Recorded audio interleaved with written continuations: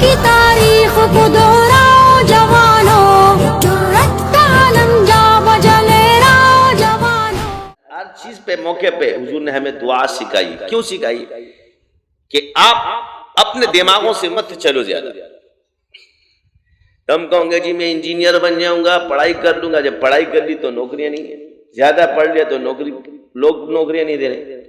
تو اس کے لیے تو اسباب بھی ہونے چاہیے نا، کیونکہ تم نے مخلوق سے اپنی چیز کو وابستہ رکھا. پڑھنا شعور کے لیے، ضرورت پڑ سکتی ہے.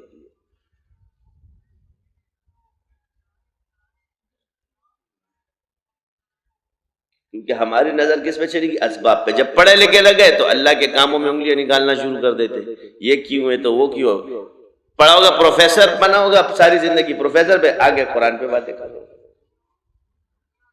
یہ تو مثال وہ ہو گئی کہ ایک انجینئر آگے کہتے ہیں جی ڈاکٹر صاحب یہ دوا، ڈاکٹروں کو سمجھانا شروع کر دے تو کیا عقل نہیں مانتی؟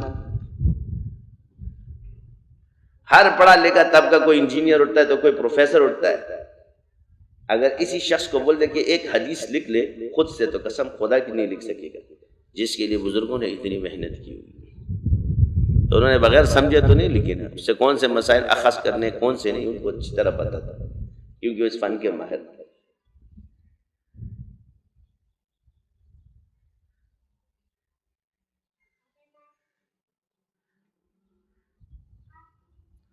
اب اگر کسی انجینئر سے کوئی کہے کہ یار آپ اس جو ہے نا زمین کے اندر اتنی بڑی عمارت کرتے، اس میں کڑک سریا کیوں نہیں ڈالتے، نرم والا کیوں ڈالتے؟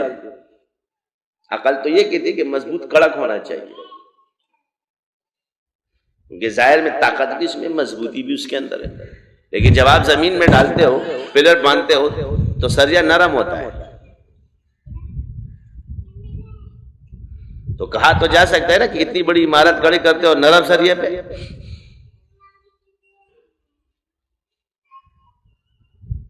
ڈاکٹر سے بھی پوچھا جا سکتا ہے کہ آپ کو تو تکلیف ختم کرنے کے لیے کہا گیا، مگر آپ جب نکالتے تکلیف بڑھ جاتی ہے.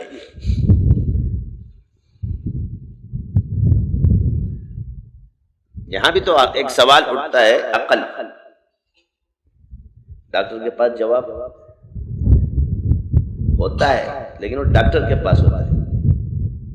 مگر معترض اگر ڈاکٹر نہیں ہوگا تو جواب بھی، ڈاکٹر کمزور ہوگا تو جواب بھی نہیں ہوگا، لیکن جتنا وہ ماہر ہوگا وہ جواب دے دے گا.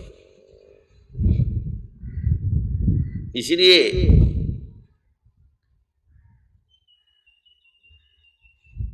ماہرین اپنی عقل سے انسان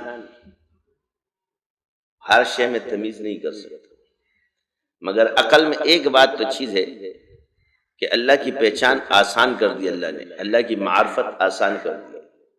یعنی یہ فطری طور پہ اللہ نے انسان کے اندر رکھے کو اپنے رب کو پہچان سکے.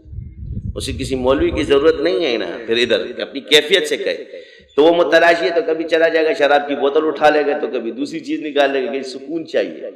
او بھائی توبہ کرتا جا کرتا جا کرتا جا، سکون آ جائے تو سمجھے اللہ نے معاف کر دیا. کیونکہ بس گناہ میں سکون نہیں ہو، جب سکون آ جائے تو بخشش ہو گئی. یہ کیفیت ہے. اب شیطان ڈالتا ہے کہ بھئی تم انسان ہو. ایک دفعہ جب ایک انسان ایک جگہ بیمار ہو جاتا ہے تو اسے دوا کی ضرورت زیادہ پڑتی ہے، کیونکہ وہ بار بار جاتا ہے. اگر ایک آدمی نزلے کا مریض ہو جاتا ہے نا تو ہمارا یہ نزلہ، تو وہ ہلکے سے ڈسٹ الرجی سے بھی اس کو سائنس ہو جاتا ہے، اور کہیں بھی جائے گا تو اسے الرجی ہو جائے گی. اسی طرح جب انسان روحانی طور پہ بھی بیمار ہو جاتا ہے اس کو توبہ کی ضرورت زیادہ پڑتی ہے. آپ کہتے جی دوا کھانا چھوڑ دے، تیری دوا ہی قبول نہیں ہوگی. انسان کا مرض ٹھیک نہیں ہوتا تب بھی تو دوا کھاتا ہے. کس امید پہ کہ شاید شفا مل جائے.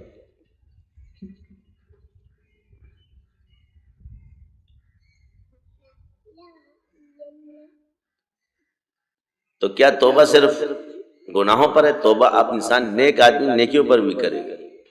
نیکیوں کے بعد توبہ ہے. فسبح بحمد ربک واستغفر انہ کان توابا.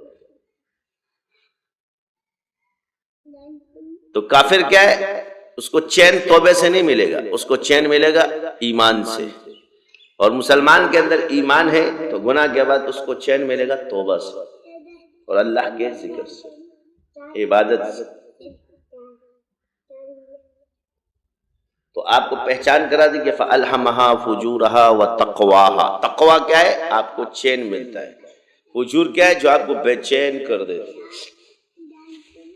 یہ جو لڑائیاں ہیں یہ بھی ایک قسم کے فجور کی وجہ سے، یہ نہیں کہ اس کو نیکی سمجھ کے کرتے ہو آپ لوگ۔ جب انسان نیکی کی طرف آتا ہے اور معرفت اسے حاصل ہوتی ہے تو سب سے پہلے وہ اپنے آپ کو سوچتے ہیں جب مجھے اپنا پتہ نہیں تو میں دوسرے کا پتہ کیسے لگا سکتا ہوں؟ جو چیز میں اپنی نہیں دیکھ سکتا تو دوسرے کی کیسے دیکھ سکتا ہوں؟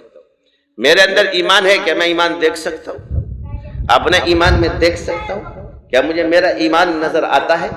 کیا مجھے میری نیکیاں نظر آتی ہے؟ اس کی کون سی شکل ہے؟